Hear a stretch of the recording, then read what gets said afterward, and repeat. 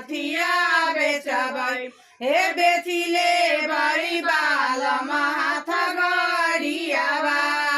हरमुनिया किनबै हे बेचिले बड़ी बाल माथ गड़ियावा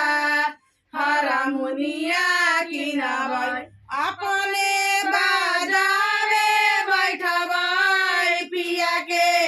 स्कूल में भेजबै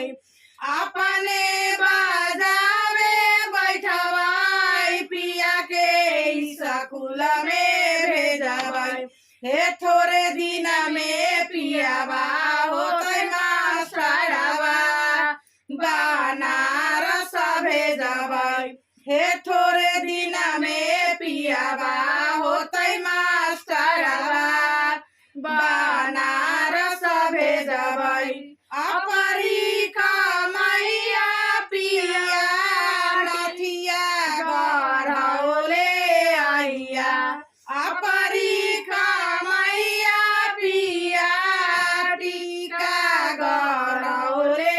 आइया हे तब देखिया धानी के सूरतिया आंगनवा आइगे हे तब देखिया धानी के सूरतिया आंगनवा आइगे।